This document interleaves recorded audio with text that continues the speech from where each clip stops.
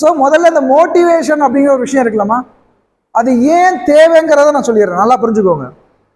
இப்போ ரீசெண்டாக ஒரு பஸ் கம்பெனி ஓனர் கூட இந்த ஒரு மோட்டிவேஷன் அப்படிங்கிற விஷயத்த வந்து அதெல்லாம் ஏன் அப்படிங்கிற மாதிரி கொஸ்டின்ஸ் பண்ணியிருப்பாங்க. நீங்கள் அந்த வீடியோஸ்லாம் யூடியூப்ல பார்த்துருக்கலாம்.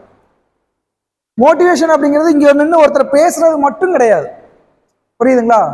ஒரு சின்ன சின்ன இன்சிடென்ட், யாரோ ஒருத்தர் ஏதோ ஒரு விஷயம் பண்ணியிருப்பாங்க. சின்ன குழந்தை, நீங்கள் பஸ் ஸ்டாண்டில் நிற்கலாம், ஏதோ ஒருத்தர் ஏதோ ஒரு விஷயம் பண்ணியிருப்பாங்க. அந்த அந்த செயல் உங்களுக்கு சின்ன ஒரு மோட்டிவேட்டை கொடுத்துருக்கலாம். படகு ஓட்டி மீன் பிடிக்க போறாங்கல்ல, கப்பலில் மீன் பிடிக்க போறாங்க, படகுல போறாங்க அப்படின்னா ஏலேலோ ஐலேசான்னு சொல்லி என்ன பண்ணுவாங்க, அந்த துடுப்பை என்ன பண்ணுவாங்க, அப்படியே கடல்ல போவாங்களா போக மாட்டாங்களா? அப்போ அங்கே அந்த ஏலேலோ ஐலேசாங்கிறது வெறும் பாட்டு இல்லை, அது அவங்களுக்கு தனக்குத்தானே கொடுக்கக்கூடிய ஒரு மோட்டிவேஷன். அப்போதான் அந்த ஸ்ட்ரெஸ் இல்லாமல் அந்த டயர்டு இல்லாமல் நம்மளால இன்னும் என்ன பண்ண முடியும், மூவ் பண்ணி கொண்டு போக முடியும் அப்படிங்கிறதுக்காக. அப்போ நம்ம சுற்றி நம்ம இருக்கக்கூடிய விஷயங்கள்ல நம்ம எந்த அளவுக்கு பாசிட்டிவ் எடுக்கிறோம் அப்படிங்கிறதா மோட்டிவேஷன். புரியுதாங்க உங்களுக்கு? ஒரு ஸ்பீச் மட்டும் கிடையாது, புரியுதா? அப்போ நம்ம லைஃபுக்கு நம்ம என்னென்ன தேவையோ அது அத்தனையும் நம்ம வந்து சின்ன சின்ன இன்சிடென்ட்ஸ்ல வந்து நம்ம எடுக்கணும், ஒவ்வொன்றையும் நம்ம கவனிக்கணும், நம்ம சுற்றி நடக்கக்கூடிய அத்தனை விஷயங்களும் நம்ம அப்சர்வ் பண்ணணும். அப்படின்னா மட்டும்தான் நாம எந்த ஸ்டேஜில் இருக்கோங்கிறத நமக்கு புரிய ஆரம்பிக்கும். புரியுதா? இந்த மாதிரி நம்ம வந்து டே டு டே லைஃப்ல நிறைய விஷயங்களை நம்ம வந்து நிறைய கற்றுக்க வேண்டியிருக்கு. புரியுதுங்களா? கற்றுக்குவோமா? போர் அடிக்குதா? இந்த 4 மணி நேரம் இன்ட்ரெஸ்டா போறதும் போகாததும் உங்க கையில இருக்கு, சரிங்களா? நீங்க எங்களுக்கு ஆன்சர் பண்ணி எங்க கூட நீங்க வந்து நல்ல ஒரு கம்யூனிகேட் பண்ணா மட்டும்தான் ப்ரோக்ராம் வந்து நல்லா போகும். புரியுதா உங்களுக்கு? நானே பேசிக்கிட்டு இருந்தா போர் அடிக்குமா போர் அடிக்காதா? இல்லை ஒரு நிமிஷம் தான் நம்மளாம் ஸ்டோரி பார்ப்போம், அதுக்கு மேலே ஸ்கிப் பண்ணிட்டு போய்கிட்டே இருப்போம் இல்லையா? புஷ்பா மாதிரி படம் வந்துச்சுன்னா ஒரு 3.5 மணி நேரம் போட்டால் கூட உட்காந்து ஜாலியாக பார்க்கலாம் இல்லையா? ஒருத்தன் பேசுறதை எவ்வளோ நேரம் தான் கேட்க முடியும் பொறுமையா, இல்லையா? அப்போ நீங்களாம் இன்ட்ராக்ட் ஆனால் மட்டும்தான் இந்த ப்ரோக்ராம் ஜாலியாக போகும், சரியா? முதல்ல ஒரு விஷயத்த நான் உங்கள்கிட்ட ஷேர் பண்ணிடுறேன். என்ன தெரியுமா? நான் உங்களுக்கு அட்வைஸ் பண்ண வரல, சரியா?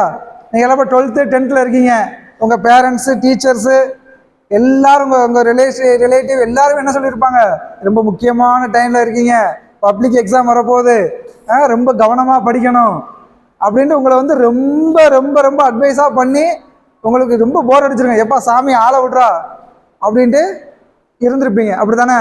ஒரு பூமர் அங்கிள் மாதிரி ரொம்ப கிரன்ச்சாக பேசிக்கிட்டு இருக்கிறாங்க அப்படின்னு, இல்லையா? அஜீஷ், ஓகே. இப்போ செல்ஃபி எடுத்தோம்னா யார் முகம் தெரியும்? கண்ணாடியில் பார்த்தீங்கன்னா யார் முகம் தெரியும்? நான் சொல்றேன் அது உங்க முகம் இல்லைன்னு, புரியுதா? கண்ணாடியில் பார்க்கக்கூடியது உங்களுடைய முகம் கிடையாது. ஏன்? இப்போ உங்க அம்மா உங்ககிட்ட சொல்லியிருப்பாங்க, பாப்பா நீ ரொம்ப அழகா இருக்க அப்படின்னு சொல்லியிருப்பாங்களா இல்லையா? என் தங்க பிள்ளை, என் கலெக்டரு, ஏதோ ஒன்று சொல்லியிருப்பாங்களே, உங்களை புகழ்ந்து சொல்லியிருப்பாங்கல்ல. அப்போ அதே தாட் ப்ராசஸோட நீங்க என்ன பண்ணுவீங்க, கண்ணாடியில பார்ப்பீங்க. இப்போ உங்க டீச்சர்ஸ் இருக்காங்க, சோம்பேறி, ஒன்றுத்துக்கு உதவாதவனை, படிக்காதவனை, நீ எல்லாம் எருமாடு மேய்க்க தான் லாய்க்குன்னு ஏதாவது திட்டாங்கன்னு வச்சுக்கோங்க, உங்க மைண்ட் என்ன ஆகும்? அதை நம்பும், புரியுதா? அப்போ நீங்க கண்ணாடியில பார்க்கும்போது என்ன ஆகும்? அதே மாதிரி தானே யோசிப்பீங்க.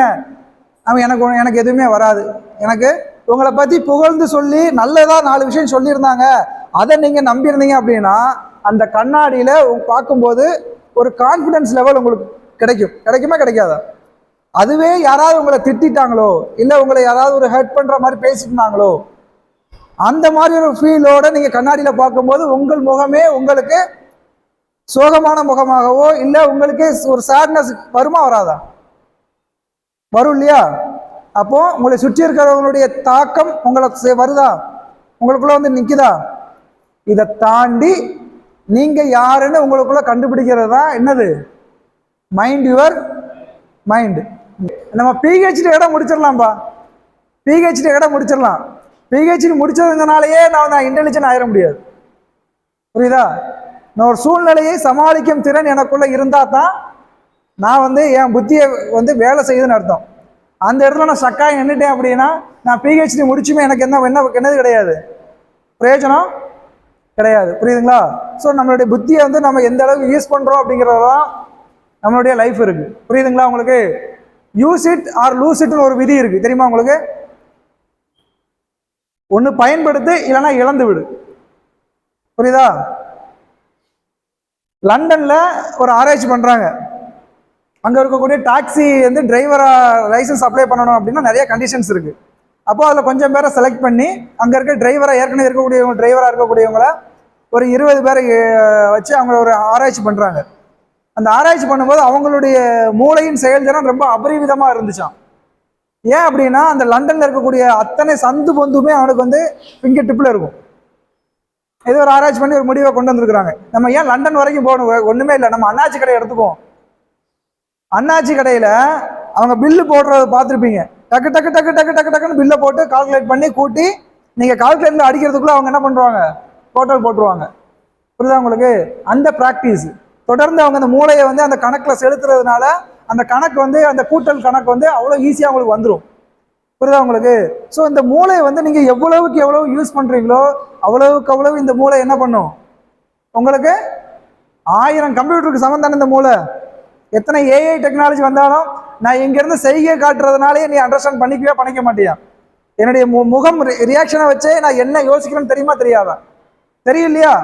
அப்போ இந்த ஒரு ஃபீலிங்கை நான் இங்கிருந்து பேசாமலேயே, நான் இங்கிருந்து என்னுடைய ஃபேஸ் ரியாக்ஷனை வச்சு நான் என்ன சொல்ல வர்றேன், நான் கோபமா இருக்கேனா சந்தோஷமா இருக்கேனா ஒன்னால அண்டர்ஸ்டாண்ட் பண்ண முடியுது அப்படின்னா உங்களுடைய மூளை எவ்வளவு அபரிவிதமான மூளையா இருக்கு.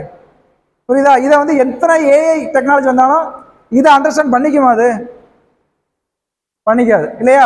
அப்போ நீங்க மூளையை தொடர்ந்து பயன்படுத்தலை அப்படின்னா என்ன ஆகும்? மூளையோட செயல்திறன் படிப்படியாக குறைய ஆரம்பிக்கும். எல்லாத்துக்கும் நம்ம ஏஐ நம்ம வந்து டிபெண்ட் பண்ணி இருந்தோம் அப்படின்னா நம்மளுடைய மூளை கரெக்டான செய்யாது, வேலை செய்யாது. புரியுதா உங்களுக்கு? நடக்கிறதுக்கு தானே கால் கொடுத்துருக்குறாங்க. இந்த நடக்கிறதுக்கு அந்த காலை நான் பயன்படுத்தாம எல்லா இடத்துக்கும் நான் வந்து பைக்ல போறதும் கார்ல போறதுமாவே இருந்தேன் அப்படின்னா 30 வயசுக்குள்ளேயே என்னால் என்ன செய்ய முடியாது, நடக்க முடியாது. எனக்கு வந்து 30 வயசுல நீ பெயின்லாம் வர ஆரம்பிச்சிடும். ஏன் அப்படின்னா என் காலுக்கு தேவையான வேலையை நான் கொடுக்கல. அதே மாதிரிதான் நீங்களும் உங்களுடைய மூளைக்கும் உங்களுடைய உடல் உறுப்புகள் அத்தனைக்கும் நீங்க வேலை கொடுத்துக்கிட்டே இருக்கணும், இல்லைன்னா அது மறந்துடும். புரியுதா உங்களுக்கு? இன்னொரு 1000 வருஷத்துல நமக்கு வந்து 16 பல்லு தான் இருக்குமா, 32 பல்லு இருக்காதான். ஏன்னா இப்போ ஃபுல்லாக நம்ம ஜங்க் ஃபுட் தானே சாப்பிட்றோம். இதை கடிச்சு இந்த ராஜிக்கிற மாதிரி எலும்பு உடைச்சி சாப்பிட்ற அளவுக்கு நமக்கு பல்லு இப்போ கிடையாது. இல்லை, இப்போ கரும்பை கூட ஜூஸாக தானே குடிக்கிறோம். அப்போ இந்த பல்லுக்கு வேலை இல்லை அப்படின்னா என்ன ஆகும்? படிப்படியாக அந்த பரிணாம வளர்ச்சியில் என்ன ஆகும்? இந்த பல்லுக்கு வேலைன்னா தேவையில்லைன்னா அதே என்ன ஜெனட்டிக்காக என்னத்தையும் குறைய ஆரம்பிச்சிடும். 16 பல்லு வர ஆரம்பிச்சிடும். நமக்கு முன்னாடி வால் இருந்துச்சுன்னா ஒரு சயின்ஸ் இருக்கு தெரியுமா உங்களுக்கு? முன்னாடி மனுஷங்களுக்கு வால் இருந்துச்சான். வாலோட தேவை இப்போ குறைஞ்சிருச்சு, ஆனா குரங்கோட சேட்டைகள் நமக்கு குறையல இல்லையா? அப்போ வாலோட தேவைகள் குறைஞ்சனால வால் இல்லாம ஆயிப்போச்சு.